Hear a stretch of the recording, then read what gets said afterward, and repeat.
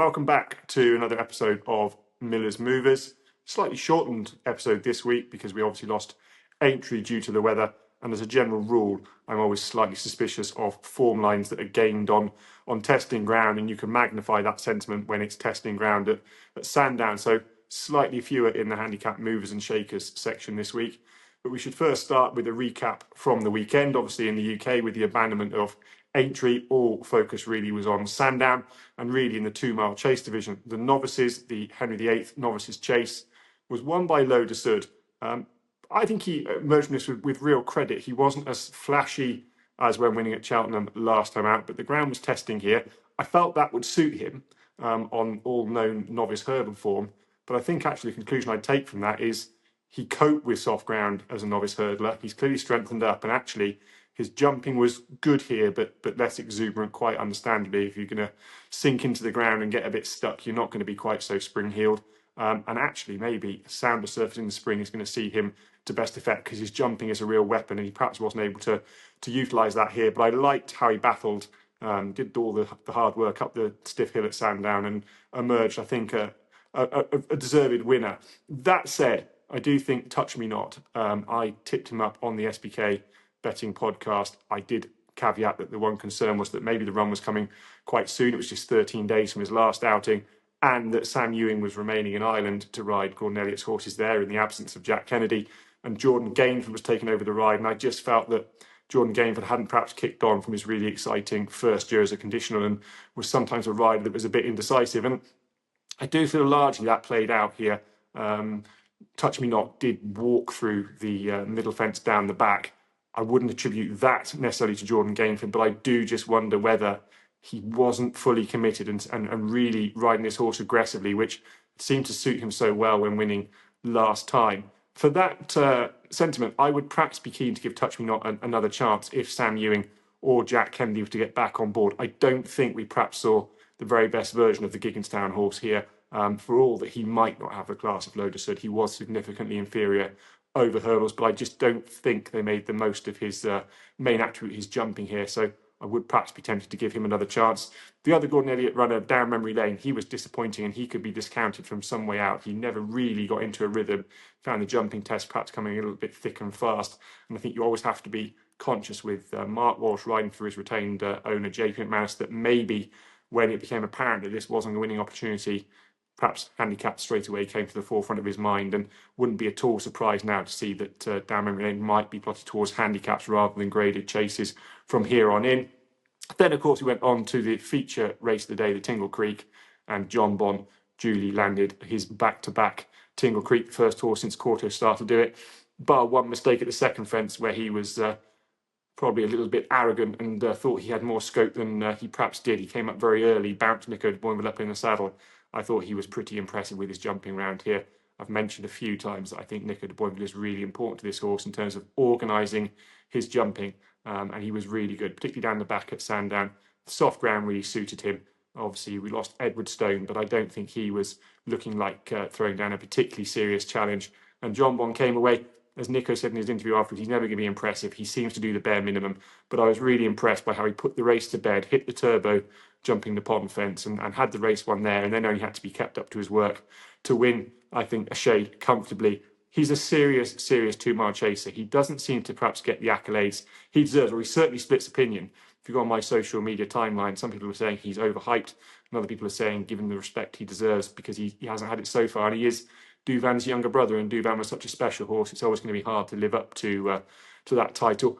But what you would say is he's been far more consistent than Douvan, far more trainable. He's been a consistent runner over the years for all that he's run fairly sparingly.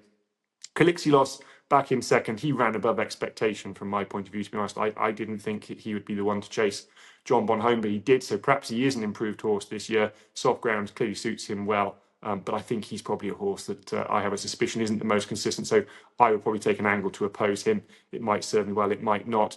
The one that was really confusing to me was JPR1. I'm very surprised they ran him here on soft ground. You might have seen 2 weeks ago, I think it was, that Joe Tizard has mentioned that he might go straight to the champion chase for them because good ground is essential for this horse to perform at his best. So I was quite bemused by the fact they ran him here. I know there was good money on offer, and they've collected some. They finished third, but you do wonder whether perhaps come the end of the season, if the form tails off, they might regret bottoming this horse on soft ground. They undoubtedly did. He was a very tired horse at the finish. I just wonder whether perhaps in hindsight they'd have been better off keeping him wrapped in cotton wool and waiting for some better ground. But he's the trainer, there's the connections, and that's what they've decided to do. Master Chewy. So that was the action the main action from the UK on Saturday. In Ireland, we had racing at Navan. We should just touch on the yellow clay, who by the skin of his teeth actually kept his unbeaten record over hurdles intact. I watched with interest. He was my Irish novice hurdler to follow from one of the earlier podcasts, and I was quite happy as he went through the Grade 2 Navan novices hurdle. He travelled nicely. He jumped probably the best I've seen him jump, and I was fairly confident that he'd pick up the long-time leader going towards the last, but he just struggled to really pick up and show any degree of gear change, and actually battled very hard. The stiff track at Navan played to his advantage, and he got up very close to the line under a very strong ride from Sam Ewing. Certainly shows to me that if this horse goes to the Cheltenham Festival, it'll certainly be the Albert Bartlett that he's aimed at. 3 miles is going to be his trip. I would still be slightly concerned there that anything other than the soft ground might mean that he gets taken off his feet early and isn't able to hold a position. But he's ticking along quite nicely. He's doing what's asked of him, and his jumping is improving. That's the really important thing for me, because he didn't jump too well at all on his hurdling debut. So it might just be that a step up in trip can bring about further improvement. So the yellow clay is still ticking along fairly well.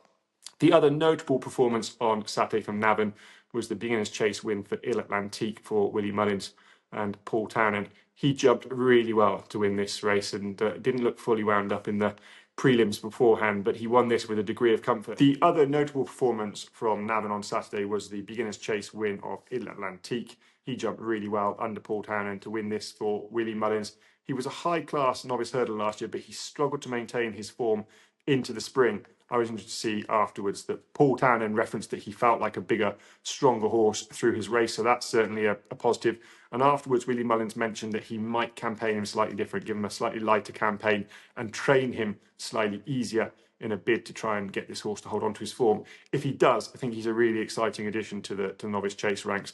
I had him in a lot of regard last year. I actually tipped him up for the Ballymore at the Cheltenham Festival last year. He's got some serious engine, but he has been slightly weak in the finish, struggled to hold on to his form. So it's probably a watching brief with him, but I thought he made a very impressive chasing debut nevertheless.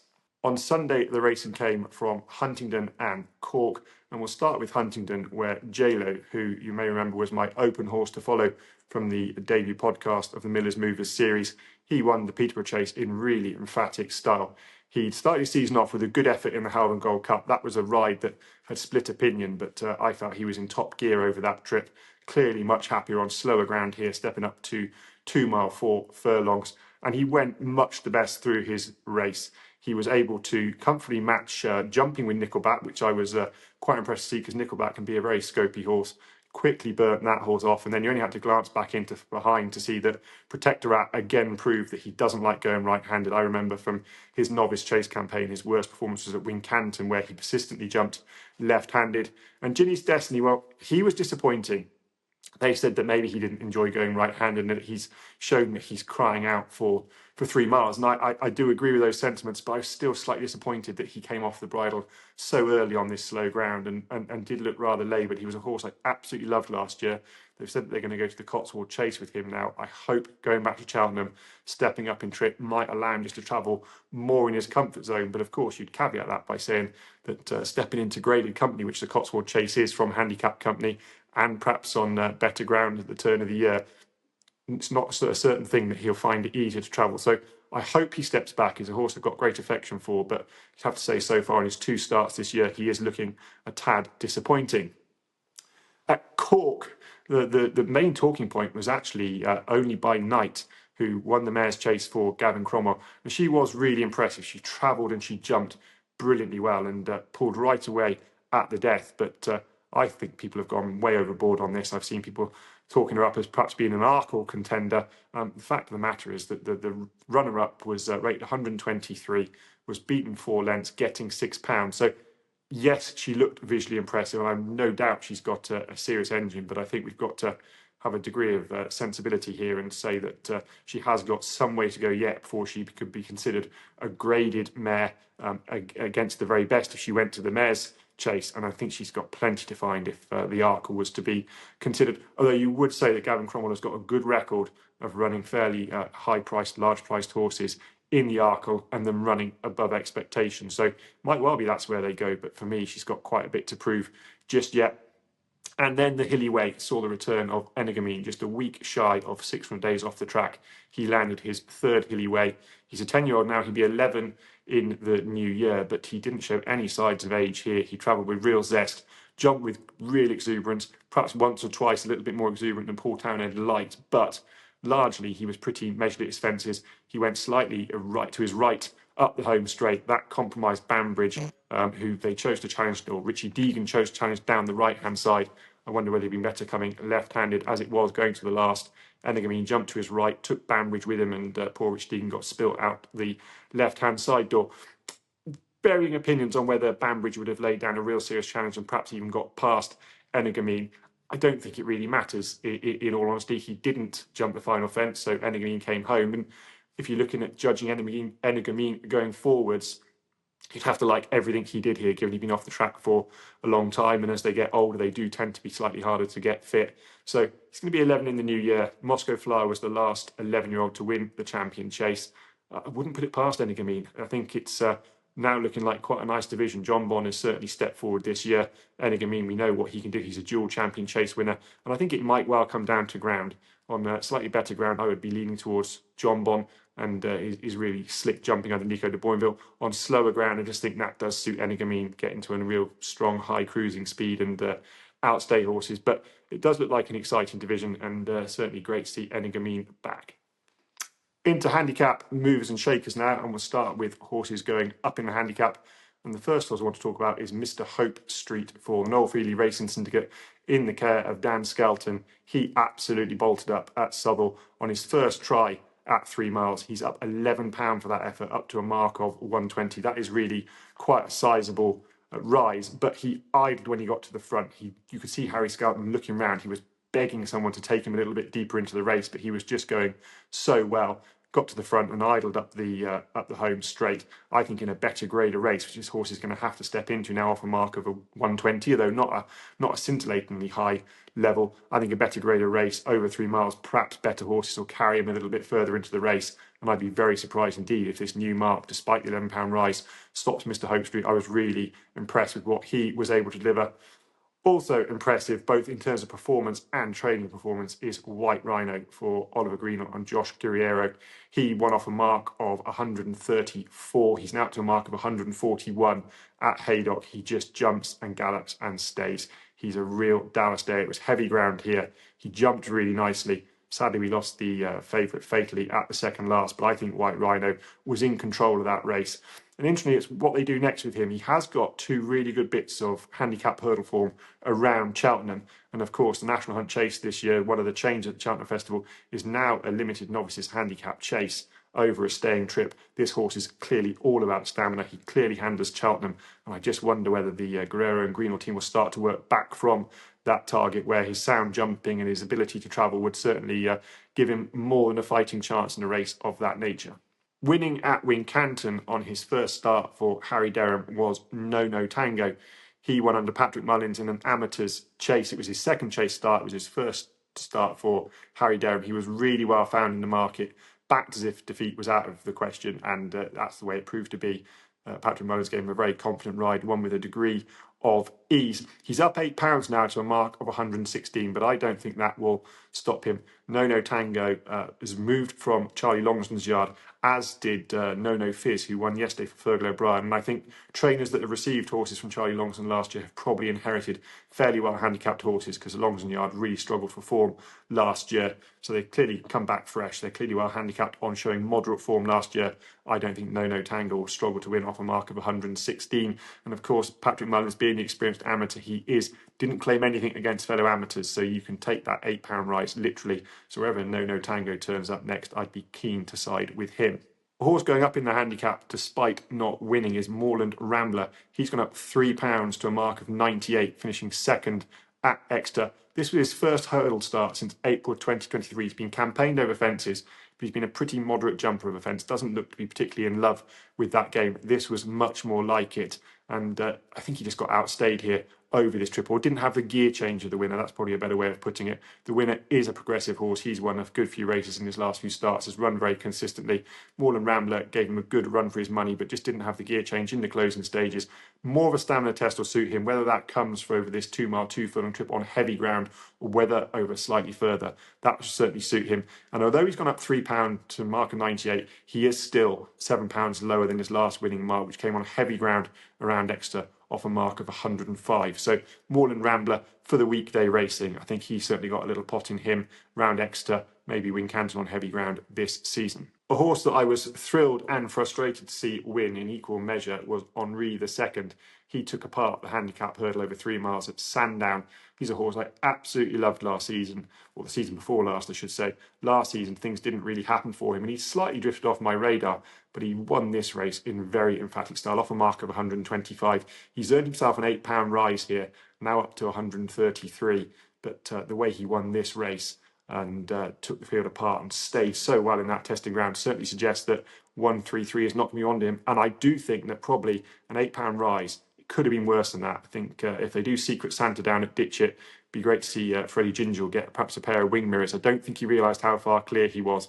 Drove Henri The Second out up the hill, won by further than was necessary. You do have to caveat that with the fact that sometimes horses can stop quite quickly up the Sandown hill, so perhaps you don't want to take any risks. But an £8 rise could have been a 10, even £11 rise. And instantly afterwards, Paul Nicholls was talking about perhaps heading towards the Cleve hurdle. I think he had in his head that this horse was going to get raised enough that would take him out of handicap. So I think a mark of 133, if Paul Nicholls thinks this is a horse that's good enough to compete in a Cleve hurdle, 133 on testing ground round Sandown shouldn't prove a problem at all. And I think Sandown in his track and slow ground in his track, his best novice hurdle form came at Sandown in a grade 2 where he beat Henri's Friend. Henri's Friend is now rated 138, and so this mark of 133 for Henri The Second should not be beyond him. I think he's a horse to stick with now. Now he's back in the groove. I'll certainly be keen to side with him next time out. The final horse going up in a handicap that I want to mention is Mr. Vango for Sarah Bradstock, ridden to victory in the London National by Nico de Boinville, who of course rode Conagry to Cheltenham Gold Cup victory for the Bradstocks. I really like this horse. He's a big, old-fashioned chaser. He stayed really well on soft ground in the closing race from Sandown on Saturday. His jumping was good enough. I'm not sure Sandown is particularly his track. The fences down the back do come quite quick. As I said, he is a very big horse and probably takes a little bit of organising, so a bit more time between fences probably would suit him well. He's going to go up £4 in the handicap for this. His next target is the Welsh Grand National. The weights are already released for that, and he'd get a £4 penalty. So that's all square with the handicapper. I think he's got outstanding credentials for this. I think the Chepstow test will suit him. A bit more room between fences will allow him to find a better rhythm. I'd be particularly keen if Nico de Boinville keeps the ride as well. He's very good over a fence and at organising these horses over fences. He's 15-2 with SBK. He is the favourite. I'll probably have a couple of swings at the Welsh Grand National at bigger prices, but I do think 15-2 is a very fair price.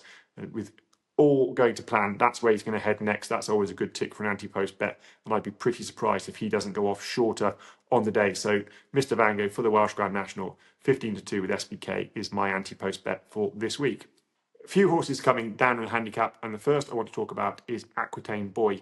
He finished 6th at Southwell on his second start for Ruth Jefferson. He was ridden a long way off the pace in a race where the first few home were ridden prominently throughout.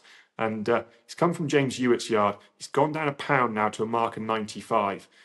On his form, it doesn't look like he wants much further than this 2 mile, 4 furlong trip. But given how he ran here, he really finished with a rattle and fairly gentle handling. I think a step up in trip is well worth looking at. So Aquitaine Boy, he's by no means a certainty, but I do think a mark of 95 going up in trip, he'd be really interesting around a flat left-handed track for Ruth Jefferson. The other one coming down in the handicap is Lord of Thunder. He's down £2 now to a mark of 127. I was quite disappointed with him at Exeter over 2 mile 4. He's got winning form over hurdles, right-handed on soft ground, which is the conditions he had here. He was in against Lowry's Bar. Now, Lowry's Bar and Lord of Thunder, 2 horses I put up as horses to follow this season. I'd gone slightly cool on Lowry's Bar, though I did think that maybe he hadn't been given the best rides this year, slightly forceful, aggressive rides. I sided with Lord of Thunder in this race. He was a bit of a drifter, which I quite liked. I thought he had conditions to suit. And watching through the race, I was very happy at all occasions. He jumped beautifully, he travelled really strongly, looked to hold every chance turning in, and then slightly weakened. Maybe around this stiff track he didn't stay the trip, but I'm not convinced by that. I wonder whether something might have reared its head. But down £2 now to a mark of 127, I'm pretty confident that this horse hasn't reached his ceiling. Probably will chance him again, right-handed, particularly if he went back to Wincanton. That's where his very best form over hurdles was. So I'm not going to give up just yet on Lord of Thunder. And I should mention Lowry's Bar. He got ridden by Michael Nolan on this occasion. I thought that served him really well. A slightly more patient ride. Gave him a bit more chance. Still didn't jump with great fluidity, but he was pretty well on top at the end, and he might well just prove able to go and win again, particularly if stepping up in trip. He was very strong through the finish at Exeter. So Lowry's Bar and Lord of Thunder, two horses I'll still keep on side. And then to finish with a couple of new entries and non-movers. The first new entry is Indeevar Blue. He's been given a mark of 122 for just 2 hurdle runs. He finished 4th on his first start at Ayr over a year ago, and then he took a race apart at Leicester over 2 miles on heavy ground just a week ago. Looked really impressive. He's a horse that's been held in high regard by the Ollie Murphy team. And when you go back through that Ayr run where he was 4th, he was a beaten short price favourite. On the face of it, it appeared a bit disappointing. He had I Love My Bay in front of him. He's rated 130. Florida Dreams was half a length in front of him. He's rated 126. So on that form alone, a mark of 122 looks more than workable. And I do think it's notable that after that Ayr run last year, he wasn't seen again. It's not inconceivable that a problem came to light and that this Leicester run is far more like it. The form of the Leicester victory is hard to judge, but he won very easily indeed. He relished the heavy ground. He's going to have those conditions going forward.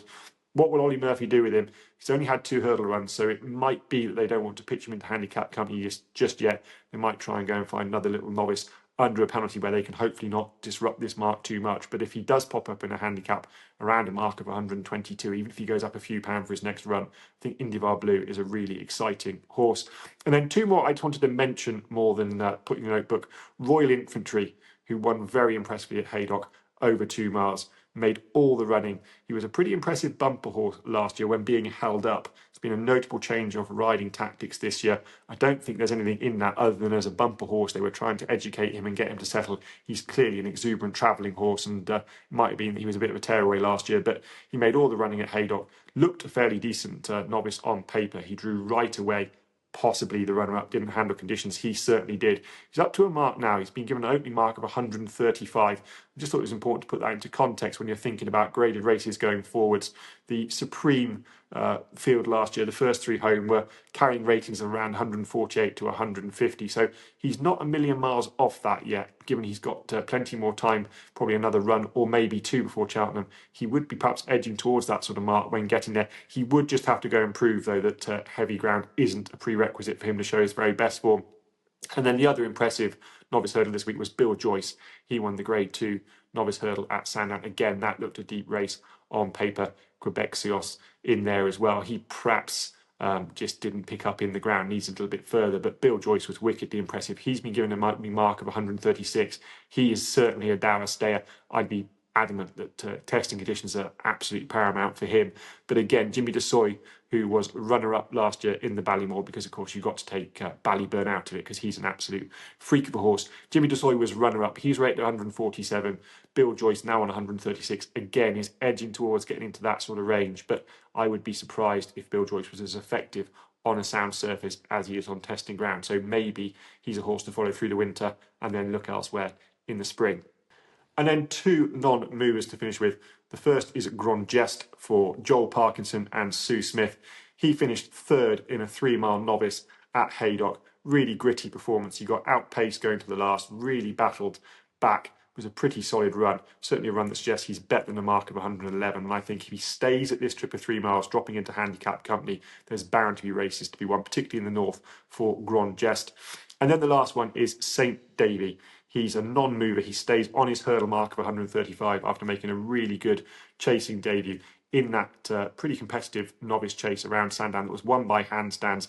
St. David was pretty keen through the opening stages. He jumped soundly. He did peck badly at the back of one fence. I wouldn't hold that against him. And given that he'd raced fairly inefficiently through the early stages, I thought he stuck to his task really well. What they'll do with him now, will they feel that one run is enough to go back into handicap company, or will they try and find another little novice? I'm not so sure, but wherever he goes next, providing he's not a ridiculously short price, St. Davy is a horse that I'll definitely be keeping on side. So that's it for this week's episode of Miller's Movers. I'll be back again next Tuesday looking at all the new handicap marks, reviewing the weekend's action, which of course will feature the December Gold Cup from Cheltenham. So join me then. In the meantime, have a great week.